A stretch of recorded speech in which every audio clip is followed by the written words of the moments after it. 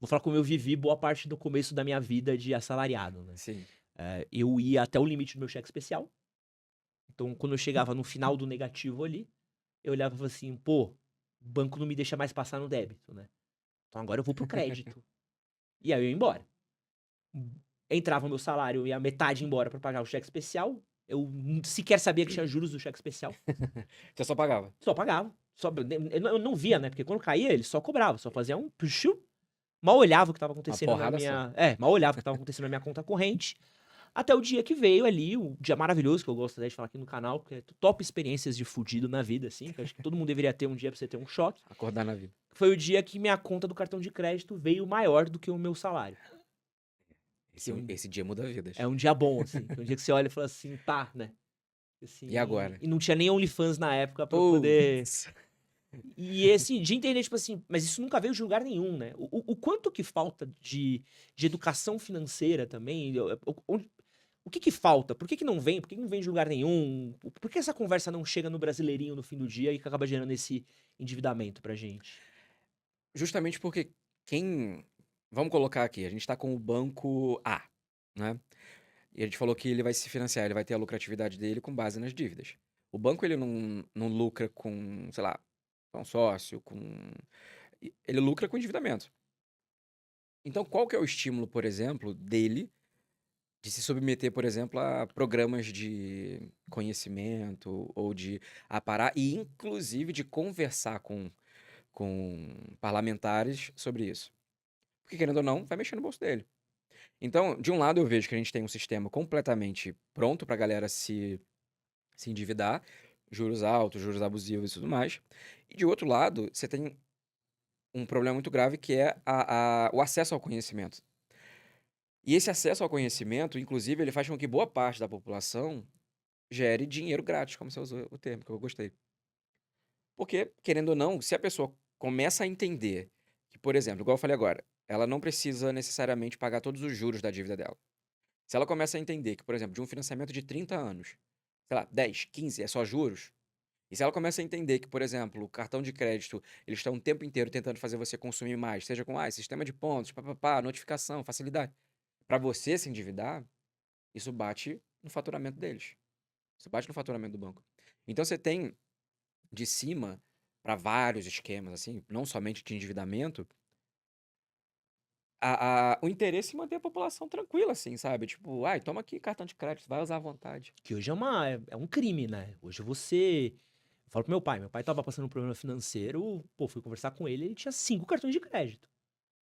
E ninguém pediu nada pra ele antes. Eu falei assim: "Como é que isso tem 5 cartões de Como é que chegou crédito?", aqui? sabe. Mas é, E então, são essas facilidades que eu falo, que vão criando meio que uma arapuca, e aí juntando com a educação financeira precária, e aí quando eu falo educação financeira, é educação financeira de verdade, né? Porque nos últimos anos o que chamaram de educação financeira pra mim era uma palhaçada, pra não falar putaria. Porque não vale nada pra mim. por quê? Porque, tipo, ai, pensamento de rico, pensamento de pobre. Que porra é essa? Ah, beleza, eu vou acordar hoje com o pensamento de rico. Ah, beleza, aí. Vou levar no mercado o pensamento de rico? Não é sobre isso. Educação financeira é você ensinar, por exemplo, o que você falou. Meu cartão de crédito não pode passar. E o cartão de crédito não é uma extensão do meu limite. Educação financeira não é coach motivacional pra falar com você, ai, porra, vamos se esforçar mais. Lógico, todo mundo tá se esforçando. Mas, porra, será que a dona Maria, que acorda, pega metrô, CPTM, os caralho de asa, você acha que realmente ela não se esforça? Chega em casa cansada, precisa fazer. Você acha que realmente ela. Não. Então, a educação financeira é algo muito mais sistêmico do que pontual. Porque a gente também precisa entender por que a gente está nesse sentido. É política pública que deveria ser feita. É congresso que você escolhe e, querendo ou não, tá tudo lascado e tá defendendo interesse de quem quer que você se endivida. Tipo, ter pensamento de pobre ou de rico vai me ajudar nisso? Onde? Na época que eu vi esse negócio assim, eu não sei nem qual é. E também não é bom nem citar, né? Pra não tomar mais processo. Mas a questão é, eu tava morando no Paraná na época e eu vi que tinha uma escola que fez exatamente isso. E fez uma planilhinha. A aula de educação financeira era essa. De um lado, pensamento de pobre, outro era pensamento de rico. O que ajuda isso? Tipo, beleza, eu entendo que a gente tem que conversar sobre melhores formas de fazer renda, você tem que ter sim um âmbito motivacional, não é sobre isso. É que o problema é muito mais denso. A gente focou muito em educação financeira, pelo menos é a minha percepção, né, e do que eu vi, do que eu conversei, a gente focou muito educação financeira, muito mais em corretora, investimento, muito mais em coach, e muito Sim. menos numa base, né? Então, você vê uma galera pensando, pô, como é que eu vou investir? Como é que eu vou comprar Bitcoin? Aí você fala, pô, filho, você tá no cheque especial, Você tem que primeiro resolver a dívida, é o ponto zero. sabe? Tipo, paga as contas de casa, né? E qual que você acha que é o ponto de partida? Como é que a gente resolve essa questão de educação financeira? Por onde a gente começa? Cara, eu acho que primeiro a gente precisa conscientizar a população de que não é somente um erro, não é um problema individual, que é um problema sistêmico. Porque assim, o preço do café hoje, como aumentou, ele vem da questão climática, como a gente explicou. Só que existem formas de baratear isso, se você se prepara. Por exemplo, o Conab, né? Conab você conhece? Sim. A Conab perdeu vários estoques, vários armazéns, que num momento como esse, em que o café estivesse mais caro, a Conab ia chegar lá no mercado e falar assim, toma, vende isso aqui e barateia. Então, não adianta, não existe a melhor educação financeira possível. Você pode me colocar com qualquer coach que você quiser de educação financeira. Não existe educação financeira quando você tem problema inflacionário. Eu posso melhorar agora. Mas o problema é, tá, beleza, e mês que vem vai ser o arroz. Ah, e no próximo vai ser o milho. Ah, e no próximo vai ser porque eu não vou conseguir comprar a salada, porque. Só que o problema é maior. Não está no indivíduo. E o problema da educação financeira, como ela é passada hoje, é porque ela vem dessa ótica de colocar a responsabilidade no indivíduo. Então, eu acho que o que antecede é entender, e eu acho que também tem o interesse das pessoas, não tem o interesse de algumas pessoas, em fazer com que a população, inclusive, se sinta culpada, porque quando ela começa a perceber que, tipo, olha, eu tenho que escolher, por exemplo, pessoas no Congresso que vão pensar em política pública de auxílio aos mais pobres, de inserção no mercado de trabalho, que vai pensar em questões de condição climática, e que vai brigar pela sua população. Porque não adianta, cara. Você pode ficar planilhando seus dados, colocar no aplicativo e fazer isso, e papapá, fazer todo esse negócio de coach, acordar mais cedo, tomar banho gelado, gritar na frente do espelho que é um vencedor. Você pode fazer o que você quiser. Enquanto você tiver uma estrutura econômica que vai estar sempre jogando a galera que está nas margens da sociedade mais a fundo, porque geralmente é o peão que toma primeiro na cabeça. E quando eu falo peão, não é nem a profissão, tipo, questão. É tipo do jogo de xadrez mesmo, é quem fica na frente. É geralmente quem toma na cabeça. Tudo que tá fazendo agora, tipo, boa parte ali, eu tento sempre criticar exatamente esse ponto. Porque você fala, por exemplo, você tem um governo que é naturalmente de esquerda que vai proteger os mais pobres. Só que a frase que eu falo, cara, tipo, é um pai dos pobres, mas é uma mãe pro sistema financeiro. Aham. É uma mãe pros mais ricos. Então, tipo, que porra é essa? Então, quando você começa a entender que o problema não adianta eu ficar fazendo continha de mais e menos com as minhas contas, ou espremer, deixar de consumir alguma coisa, sendo que qualquer palhaçada que eles fazem lá, pra poder agradar centro, pra agradar direita, transversal e tudo mais, vai afetar a gente. Eu sou um pouco niilista nesse sentido, né? Então, Aham. o meu niilismo é óbvio, a gente tem que pensar nisso, porque é o que vai mudar tudo, Sim, mas é uma reforma, é uma mudança que ela é um cruzeiro, né? A curva de cruzeiro, né? sim. Enquanto isso aqui tá dando volta, as suas contas estão. Então você tá Sim. esperando, não, tá vindo ali, né? Vai mexer ali, hein? E, pô, os boletos estão acumulando. Enquanto eu espero essa volta, o que que dá pra eu fazer? Mas não, isso daí que eu acho bacana. Você explicou primeiro, e é o que eu acredito, né? Tem algumas pessoas que falam, mas pô, pelo fato de eu ser, tipo, eu sou mais de esquerda em relação a isso, as pessoas falam, e eu faço várias críticas ao capitalismo, por exemplo, a gente fala, mas você não pode investir porque você é de esquerda, ou porque você critica o capitalismo. Eu falo, não, pera lá.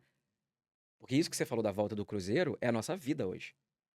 Tipo, em relação a isso, eu estou inserido dentro dessa estrutura, mas eu Ah, preciso fazer algo a respeito. ah, Porque meu boleto está chegando. Então, observa que é um trabalho de duas vias, assim. Porque não adianta ser uma só. ah. Porque, óbvio, quanto mais dinheiro gerar na economia, se aquela pessoa não souber administrá-lo, ela vai entrar em dívida. E é o que está acontecendo hoje. Você pega aí pessoas que ascenderam, por exemplo, você pega lá os anos 2000, começo dos anos 2000, você tem uma caralhada de gente que pegou empréstimo para poder abrir negócios. E teve muita gente que pouco tempo depois quebrou. Teve pouca gente que teve muito dinheiro, e aí depois Acabou hoje passando PNB e tá com o nome todo sujo. Tem o caso da minha família. Meu pai mudou a história da minha mãe, a minha história, a história da minha avó. Meu pai mudou a nossa família justamente nesse momento. Então, e aí eu costumo fazer uma comparação com, por exemplo, aquela pessoa que ganhou a Mega Sena ou ganhou o BBB, ganhou muito dinheiro, Mas não soube usar. e aí depois tá aparecendo no programa da Sônia Abrão falando que perdeu tudo, Ah, sabe? Aí eu fico, tá, tipo... Então é um equilíbrio das coisas. Eu acho que a gente tem que ter essa ótica política para entender basicamente o que afeta o individual. sim. Porque o que acontece hoje, eu observo que as pessoas fazem uma separação disso. Só que essa separação que eu acho que é perigosa. Quando você chega e fala comigo assim, Preza, o que que eu posso fazer para melhorar minha vida financeira? Eu nunca vou falar para você apenas, tipo, o básico. Consuma menos do que você ganha. Porque só isso não vai adiantar. Isso separado. Da mesma forma que só ganhar mais renda não vai adiantar. Tem gente que vai ter salários monstruosos e nunca vai conseguir, sei lá, fazer uma viagem. Nunca vai conseguir comprar uma casa. Por conta dessa base da educação financeira. E aí também a conversa é densa em relação a isso, porque você pega, por exemplo, as pessoas mais pobres, né? As pessoas mais pobres, elas vivem na imaginação, de uma forma de conceito de vida, né? Eu, por exemplo, a gente cresceu nos anos 90, 2000, a gente tem o American Dream, Hum. tipo, o tipo de consumo, né? Portanto, que é meio que o que acontece lá, 2 anos depois chega aqui. Justamente porque a gente tem esse negócio. Muita gente tem sonho de conhecer tal prédio de lá, tal não sei o que lá. Porque a gente tem essa construção na nossa cabeça. E quando você chega, por exemplo, na vida adulta, você quer comprar essas coisas, você quer viver dessa forma. E aí você dá aquele choque do teu nível de renda. E é por isso que tem muita gente hoje, da nossa faixa etária, que tá com depressão, ansiedade, problemas psicossomáticos diversos. Por quê? Na época dos nossos pais, com a nossa idade, sei lá, meu avô já tinha não sei quantos filhos, casado, casa, 7 trinca-ferro. E aí o pessoal da nossa cidade tá aqui, tipo, caçando cupom de desconto pra comprar. Tem um cachorro, um iPhone de botão e um PlayStation 3 destravado, né? Então, quando você compara essas realidades, você vê que, por exemplo, você tem uma maturação de um sistema econômico ali que tá tornando tudo que é de fácil, que era pra ser de fácil acesso, mais complicado de você conseguir. Então gera essa sensação na gente, principalmente porque você tem essa idealização. E é por isso que as pessoas acabam se endividando. Justamente porque ela fala, cara, eu tô atrasado, e vai pegando coisas da vida até a dia anterior, do tipo comparações. E a desigualdade, ela tende. Isso tende a ser um reflexo da desigualdade, sabe? Então, da mesma forma que quando você tem políticas que vão afetar as pessoas, geralmente pessoas mais pobres, essa desigualdade vai aumentando. Tipo, questões do. Eu falei ontem num vídeo sobre LCI e LCA, né? Não sei nem se você colocou na pauta. Não, não tá. É que muda muito a cada ciclo. Isso pode mudar Ah, daqui não, 2 dias, a gente já pode vai ser. estar atrasado já. Aham, exatamente. Então, tipo, que é basicamente isso, afeta as pessoas mais pobres e você aumenta as desigualdades, né? Então, enquanto a gente não pensar num país que precisa ser cada vez menos um fazendão com Wi-Fi e mais autônomo, eu acredito que a gente vai estar sempre vivendo e flertando com esse vai e volta. Tipo, consigo alguma coisa, toma aqui. E por aí vai, sabe? Boa.